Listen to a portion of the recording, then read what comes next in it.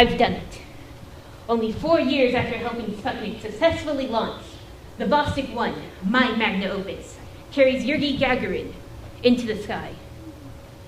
As I watch both of them take off, they take along with them my stride to fame and leave a permanent win on the space race.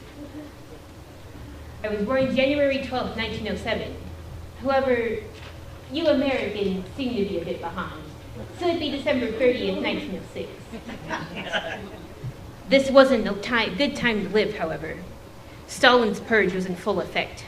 While the people around me were jailed and died with his brute force, my interest in aeronautics only grew, thanks to my stepfather. During my senior year, I was allowed to be admitted to Odessa Construction School. The catch was, I had to take an entrance exam. Child's play. I easily passed that test and was soon admitted. With this newfound excellence, I didn't even have to take an entrance exam to get into college. With my advancements in the field came many rewards and opportunities. One day, I got to meet a man named Andrei Tupolev, brilliant aircraft designer, a man after my own heart. 3 years later, I was admitted to the most prestigious construction school at the time, MTVU. Soon after graduating, I was able to finally start my brand new career that I was so excited to get into. Another win for another win. Guess what I did? Go on, guess. Come on now, don't be shy. Then I'll tell you anyway. I created the first liquid-powered missile in Russia. This wasn't the peak, though. No. This was the downfall. It was June 27th. I was in my apartment, thinking of new ways to innovate the rocket. All of a sudden, 4 of Stalin's agents broke in. They beat me senseless.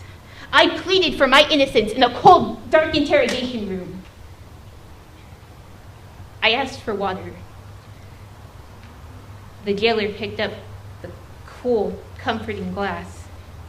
As I reached for its sweet blaze, he smashed the jug in my face. I was forced to admit I was a traitor to the Union and was soon shipped off to a gold mine in Kolma River. This gold mine happened to be the most gruesome concentration camp at the time. I endured all the bruises and beatings the guards, or Okrana, gave me.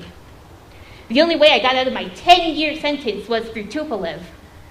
Bless that brave man. I don't know how he did it, but even if I did, I couldn't tell you without getting hunted down again. My woes still weren't over, but at least I never had to see that gold mine again. I was shipped off to a jail in Moscow and forced to work in abandoned stores in Germany during the die-down hype of World War II. I was a slave to the country now, but it got me closer to my dream, if not even was. I couldn't wait to take the scraps and pieces from the abandoned stores and turn them into my explosive vision. On August 27th, I watched that vision, the R-7, soar into the sky, the first ballistic missile. During my time, we would meet a man named Yuri Gagarin, the man that I would be able to send into space. Starting in late 1957,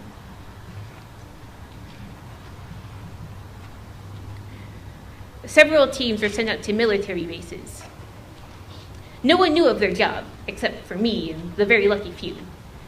We were trying to find perfectly healthy men who would be able to fit in the very early version of the Vostok 1 capsule. One of these teams just happened to visit Yuri's camp.